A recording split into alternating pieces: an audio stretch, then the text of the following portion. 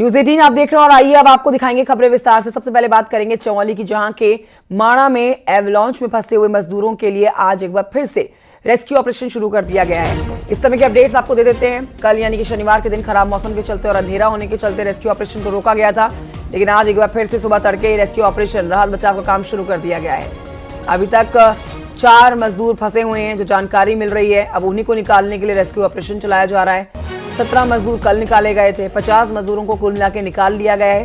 4 मजदूरों की इलाज के दौरान मौत हो गई है, जबकि एक मजदूर सुरक्षित खुद ही अपने घर हिमाचल पहुंच गया है। भारी बर्फ होने की वजह से 3 कंटेनर ट्रेस नहीं हो पा रहे हैं। आर्मी आईटीबीपी इन कंटेनरों का पता लगाने के लिए युद्ध स्तर पर काम कर रहा है।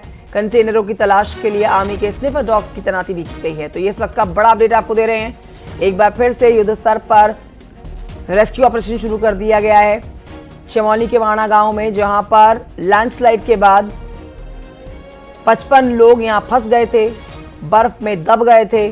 50 लोग निकाले जा चुके हैं। एक व्यक्ति खुद अपने घर चला गया है। 4 लोगों को अब निकालने के लिए, अस्पताल पहुंचाने के लिए रेस्क्यू ऑपरेशन फिर शुरू किया गया है।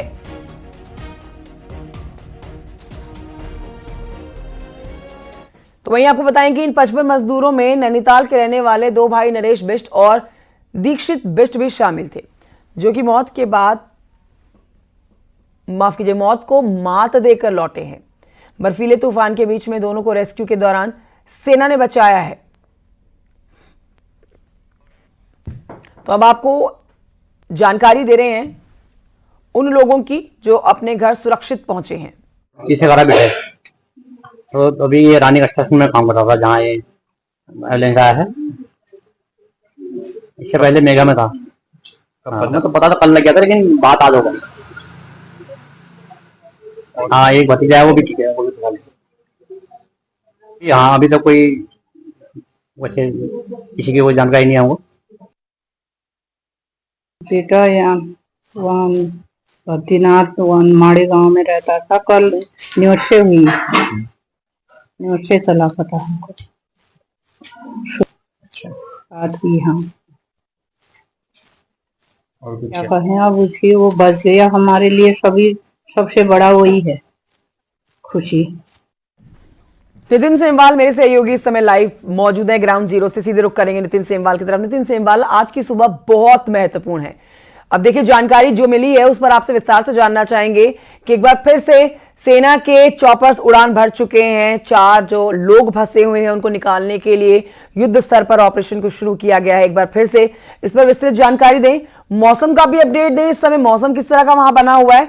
आपके पीछे देख सकते हैं, ऐसा लग रहा है कि मौसम साफ है, मौसम की तरफ से कोई दिक्कत नहीं है। तो क्या मान के चलें कितनी जल्दी ये ऑपरेशन खत्म कर देंगे सेना के जवान?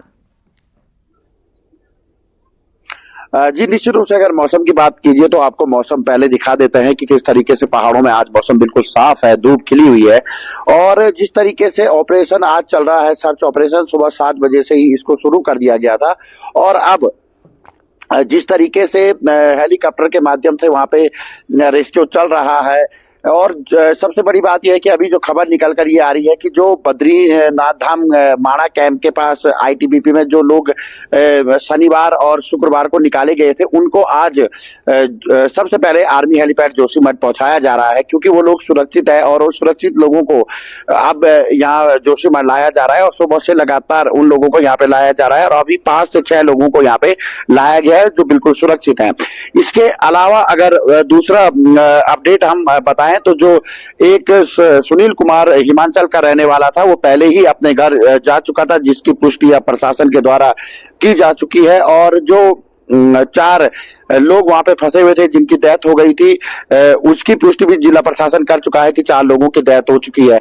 पूरे घटनाक्रम में अगर देखा जाए तो 54 लोग इसमें फंसे हुए थे वहां पे, जिसमें से लगभग 46 लोगों को सुरक्षित बचा लिया गया है। 4 लोगों की डेथ है और 4 लोग अभी भी मिसिंग है। अगर बात करें तो आर्मी अस्पताल में 22 लोगों का इलाज चल रहा है। एक व्यक्ति को कल रेफर कर दिया गया था ऋषिकेश एम्स में, जिसका अभी ऋषिकेश में इलाज चल रहा है। इसके अलावा जो अन्य लोग जो लगभग जिनकी संख्या 22-23 जो बद्रीनाथ धाम है 22 से 23, उनको आज अभी कुछ देर बाद सबको जोशीमठ पहुंचा दिया जाएगा। अब केवल जो सर्च ऑपरेशन चल रहा है वो उन 4 लोगों का चल रहा है जो पूरे घटनाक्रम में मिसिंग है, और आज दोपहर तक ये पूरा रेस्क्यू पूरा कर लिया जाएगा। लगभग आईटीबीपी के और आर्मी के 140 से अधिक जवान इस समय बद्रीनाथ धाम में बर्फ को काट रहे हैं, और जो लोग मिसिंग है उनकी ढूंढ को सुबह से की जा रही है। इसके अलावा जिस तरीके से कल हमने देखा कि 7 हेलीकॉप्टर लगाए गए थे, जिसमें 5 आर्मी के थे और 2 प्राइवेट हेलीकॉप्टर यहाँ पे लगाए गए थे। आज भी इसी तरीके का सर्च ऑपरेशन यहाँ पे चल रहा है, और जिला प्रशासन का कहना है कि बद्रीनाथ माणा के पास जो हेलीपैड है उससे बर्फ हटाने का काम भी शुरू कर दिया गया है। अगर ज्यादा देर होगी तो जो लोग सुरक्षित है उनको MI-17 से आज आर्मी हेलीपैड जोशीमठ लाया जाएगा, जिसकी तैयारियां भी लगभग पूरी कर दी गई है।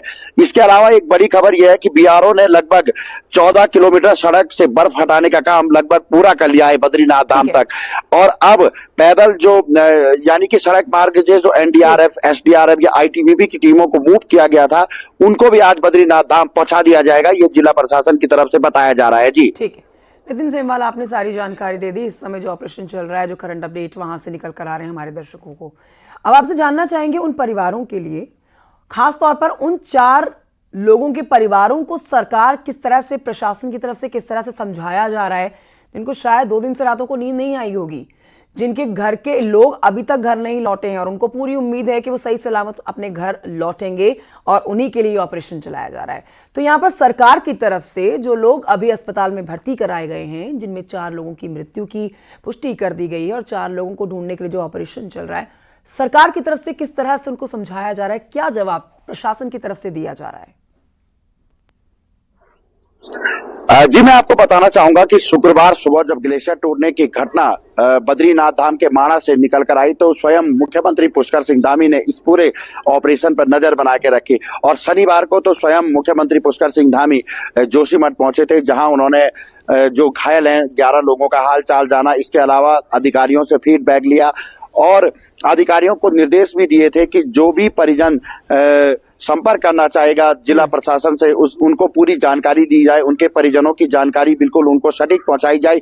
और इसी क्रम में कल से प्रशासन लगातार उन परिवारों से संपर्क कर रहा था जो जिनके परिजन यहाँ पे फंसे हुए हैं, जिनके घर के लोग यहाँ पे फंसे हुए थे, उनके बारे में लगातार जानकारी जुटाई जा रही है। और कल रात भर बीआरओ की टीम ने जितने भी अपने मजदूर हैं उनके संपर्क किया है, उनके घरों में संपर्क किया है। हो सकता है कि जैसे हिमाचल के सुनील कुमार वापिस अपने घर चले गए थे, ऐसे कुछ मजदूर अन्य भी अपने घर वापस गए हों, तो उनकी भी जानकारी जुटाई जा रही है। सरकार गंभीर इस पूरे मामले पर है और परिजनों से भी बात की जा रही है, जो यहाँ पे घायल है उनसे भी लगातार सरकार के जो भी मंत्री या मुख्यमंत्री स्वयं यहाँ पे पहुंच रहे हैं वो लगातार बात कर रहे हैं। जिला के तमाम अधिकारी उनसे बात कर रहे हैं। आर्मी के ऑफिसर आर्मी अस्पताल में मौजूद हैं। किसी भी जो घायल मजदूर हैं उनको कोई परेशानी ना हो, इसका पूरा ख्याल यहाँ पे अभी रखा जा रहा है आर्मी अस्पताल में। जी और शुक्रिया आपका नितिन सेमवाल जानकारी के लिए।